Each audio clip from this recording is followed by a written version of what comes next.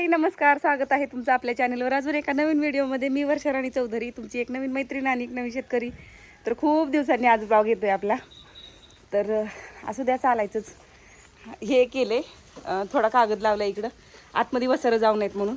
लयच आपदा व्हायची. 2 वासरं, 5 गाया, 2-3 शेळ्या. शेळ्या तर अजून पण वट्यावरच न्यायला लागणार आहेत, कारण कुट्टी बिट्टी करायची असते इकडं. आणि इकडं आमची कटर मशीन आहे आडोशाला लावलेली. तर रिवर्स गेअरवाली आहे बरं का. इथून वैरण टाकायची आतमध्ये, इकडून येते आणि इथं जमा होते सगळी या कोपऱ्यामध्ये. तर आज कुट्टीमध्ये काय काय घेतलेले, कडब्याचं पासून आणलं आहे. सकाळी चौधरी साहेबांनी कामाला जायच्या आधी कडवळ आणून दिलं होतं ज्वारीचं. म्हणजे माझ्या आईच्या शेतातून आणतात कडवळ, तर ते कडवळ आणून दिलेलं होतं. वेळ मिळाल्यावर आणतात, नाही वेळ मिळाला तर नाहीत आणत. आणि मी इकडं बाजरी आणली आमच्या मळ्यातलीच, आणि हे इकडं गिनी गोलगवत. तर ह्या सगळ्याची आपल्याला करायची आता कुट्टी. आणि अण्णांनी गवत पण काढून ठेवलं आहे शेतामध्ये. तर ते आता पाऊसच चालू झाला आहे, बारीक आहे एकदम बारीक. अंग तर ओलं होते पण पाऊस तर दिसत नाही, असं पाऊस आहे भरपूर एकदम. आणि बाजरी आणल्याबरोबर ह्यांना आधी टाकायला लागतं, चेंडरा मेंढरांना. हिनी कसा धडाका लावलाय बघितलं का. राम सॉरी. हिची लय मजा असते. इथं वैरण टाकली ना, शेंड शेंड शेंड खुडून खायचं नुसतं. तर चला, लाईटीची काय बाबा गॅरंटी नसते, कधी जाईल त्याचा नियमच नसतो. आता आहे तोपर्यंत पटकन वैरण करून घ्यावी, कुट्टी करून घ्यावी. पुन्हा मग संध्याकाळची तर जर गेली ना लाईट, तर रात्री 10 वाजताच येते. मग तर लय घोळ असतो. मग काय करायला लागतं, 10 वाजता लाईट आल्यावर कुट्टी करायला लागते.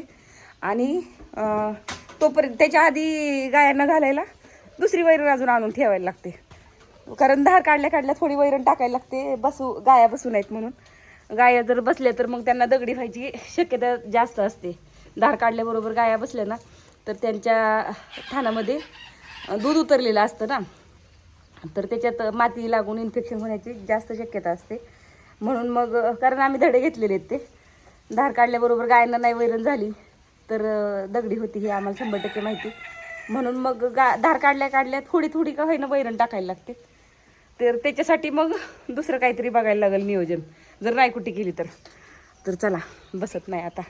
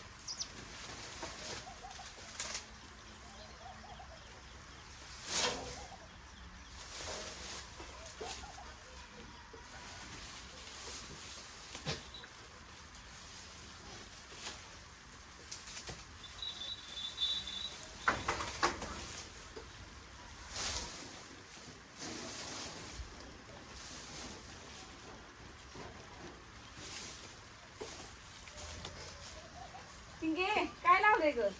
हा, चांगली मजा चालली तुझी.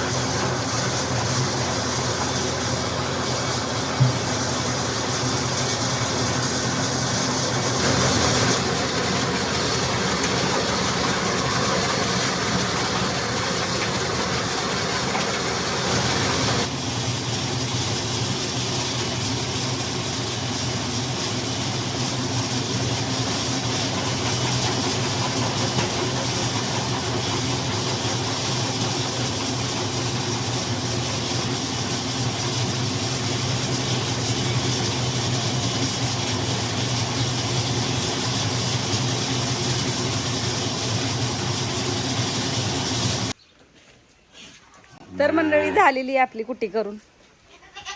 दरवाजे बंद करायला गेली ती, अण्णा गेले रानात, म्हणले तू ये मागून.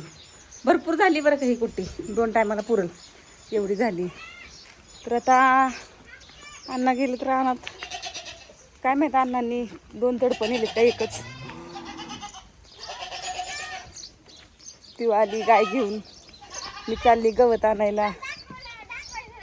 तुला काठीने जोडीन मी, मला दाखवायचं नाही. काय हिरोईन आहे का काय कुठली? हा बघ दिसली. शायनिंग मारती उग.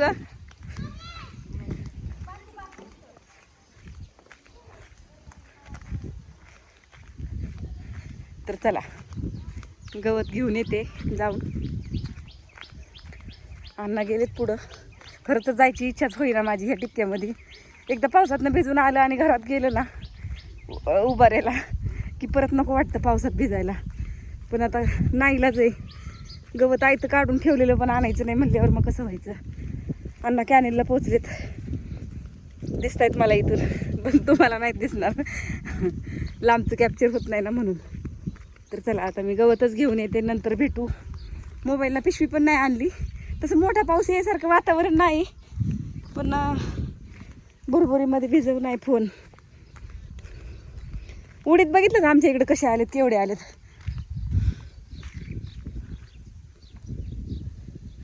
आम्ही नाही बाबा उडीद केला, 2 वर्ष मातीत गेलो आम्ही उडदामध्ये. म्हणलं यावर्षी आपल्याला उडीद करायचंच नाही. ती पैशाची आशा करत बसायचं आणि पुन्हा नुकसान झालेलं पदरनी टाकायचं शेतीमध्ये सारखं. म्हणून मग सरळ म्हणलं यंदा गुरांची वैरणच करायची आपल्याला. तर आलोय आपण शेतात. इथं शेजारी कॅनेल आहे. हा ती लिंबाचं झाड दिसते का, फोकर आहे एक लिंबुरा, तिथून तो पलीकडच्या कॅनेलच्या पलीकडच्या बाजूला आहे. आणि मका अशी आली, लय गवत झाले बाबा, लय गवत झाले. मग तणनाशक फवारायचे, बघितलंय गडी एक तणनाशक फवारायला. तर ते बोललेत मला ड्रम भरून ठेवा, औषधं आणून ठेवा, मी फवारून देतो. आमच्याकडं 50 रुपयाला एक पंप आहे फवारायचा. त्याच्यात मग सगळंच औषध मिक्स करायचं फवारणीमध्ये. तर डामकी डवकी झाल्यात. खत टाकले ह्या वर्षी ह्या रानात. जिथं जिथं खताचं ढीग होतं ना तिथं तिथं काळपट आली चांगली. आणि जिथं जिथं असा विस्कटलेला आहे ना तर तिथं फरकच राहतो ना थोडा. थांबा मी बॅक कॅमेरा ऑन करते. हे बघा, इथं थोडं उंच दिसते, इथं खताचा डिपो पडलेला. तिकडं थोडं काळं दिसतंय, तिथं खताचा डिपो पडलेला. इकडं थोडी बारीक बारीक दिसते, इथं विस्कटलेला आहे नुसता. तर बरं ह्या रानाला आमच्या लय वर्ष झालं खतच नव्हता. आता ह्या वर्षीच टाकला तर येईल चांगली मका. आणि हे बघा असे उडीद आहेत. आता ही उडीद तरी हा चांगला आहे. ह्या रानाला कांद्याची बिवड आहे. आधी कांदा होता, नंतर भुईमुग केला उन्हाळ्यात, आणि ह्यांनी आता उडीद केलाय. तर असा आहे उडीद. नाहीतर काही जणांचे उडीद पाटं जळून गेलेत, काही कारण नसताना जळून गेलेत. अशी अवस्था असते उडदाची. साधलं तर पीक आहे उडदाचं, नाहीतर मग काय खरं नाही. तर चला मंडळी, गवताचं गठुडं घेऊन जातो. कांदा कुठं कुठं अजून पण उगवतोय ह्याच्यात, अजून पण आलाय कांदा कुठं कुठं उडदत. आणि ती पलीकडच्या शेजाऱ्यांची मका ती तर पिवळी चुटूक दिसती, आमची मका काळी दिसती. तणांनी पिवळी पडतात मकान काय तेव्हा. तर हां, मी काय म्हणायला लागली, मी आता गवतच घेऊन जाते सरळ घरी. आता काही व्हिडिओ स्टार्ट करत नाही, कुठला टेक बी घेत नाही, कारण